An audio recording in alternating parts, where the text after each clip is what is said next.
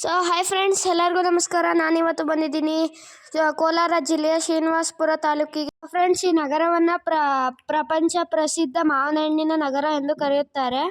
Friends, ನಾನು 2-3 variety ಹಣ್ಣುಗಳನ್ನ ಕೇಳಿದ್ದೆ. ಅದರಲ್ಲಿ 100 ವೆರೈಟಿ ಹಣ್ಣುಗಳನ್ನ ಸಿಗ್ತವೆ. ಫ್ರೆಂಡ್ಸ್, ನಾನು ಬಂದಿದ್ದು ಮಧ್ಯಾಹ್ನ. ಫ್ರೆಂಡ್ಸ್, ಇನ್ನೂ ರೈತರು ಎಲ್ಲರೂ ತಂದು ಹಾಕಿರಲಿಲ್ಲ.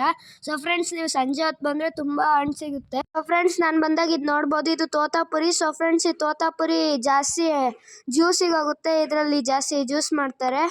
ಫ್ರೆಂಡ್ಸ್, ನಾನಲ್ಲಿ ವಿಚಾರಿಸಿದಾಗ ತುಂಬ ಚೆನ್ನಾಗಿರೋ ಹಣ್ಣು ಯಾವುದು ಅಂದರೆ ಮಲ್ಲಿಕ, ದಶೇರಿ, ಬಾದಾಮಿ, ಮಲಗೂಬ, ಪಾಲಕ್ವಾಡ, ಬೇಗನ್ಪಲ್ಲಿ, ಅಮರ್ಪಲ್ಲಿ, ದಶೇರಿ, ಸಕ್ರಗುಡ್ಡ, ಕೇಸರ್, ಇಮಾಮ್ ಪಸಂದ್.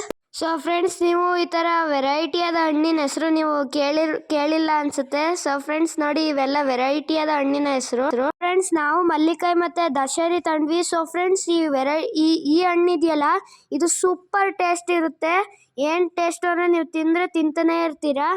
ಫ್ರೆಂಡ್ಸ್, ನೀವು ನೋಡ್ಬೋದು, ಇಲ್ಲಿ ತುಂಬ ಟ್ರಕ್ಗಳಿಂದ ಟನ್ ಇದು ಏನಪ್ಪ ಫಾರಿನ್ನಿಗೆ ಎಕ್ಸ್ಪೋರ್ಟ್ ಆಗುತ್ತೆ. ಫ್ರೆಂಡ್ಸ್, ನೀವು ನೋಡ್ಬೋದು. ಫ್ರೆಂಡ್ಸ್, ನಿಮಗೆ ಈ ವಿಡಿಯೋ ಇಷ್ಟ ಆಗಿದೆ ಅನಿಸುತ್ತೆ.